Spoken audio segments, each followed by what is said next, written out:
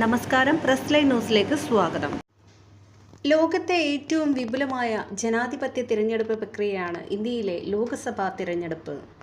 543 എംപിമാരെയാണ് ലോക്സഭയിലേക്ക് തിരഞ്ഞെടുക്കുന്നത്.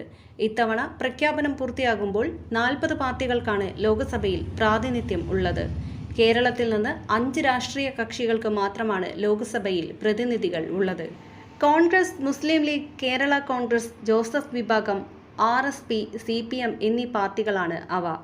CPIക്ക് കേരളത്തിൽ നിന്ന് പ്രതിനിധി ഇല്ലെങ്കിലും മറ്റു സംസ്ഥാനങ്ങളിൽ നിന്നായി 2 പ്രതിനിധികളെ ലോക്സഭയിലേക്ക് വിജയിപ്പിച്ചെടുക്കാൻ സാധിച്ചിട്ടുണ്ട്.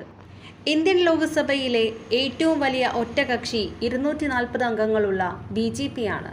99 അംഗങ്ങളുള്ള കോൺഗ്രസ് രണ്ടാം സ്ഥാനത്തുള്ളപ്പോൾ 37 അംഗങ്ങളുള്ള സമാജ്വാദി പാർട്ടി, 29 അംഗങ്ങളുള്ള തൃണമൂൽ കോൺഗ്രസ്, 22 അംഗങ്ങളുള്ള DMK എന്നീ കക്ഷികളാണ് യഥാക്രമം 3, 4, 5 സ്ഥാനങ്ങളിൽ ഉള്ളത്.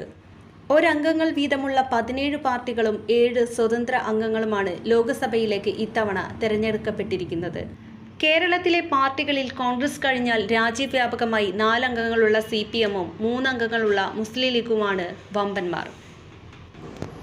കോട്ടയം സീറ്റിൽ പരാജയപ്പെട്ടതോടെ കേരള കോൺഗ്രസ് ജോസ് കെ മാണി വിഭാഗം ലോക്സഭയിൽ പ്രാതിനിധ്യമില്ലാത്ത പാർട്ടിയായി മാറി.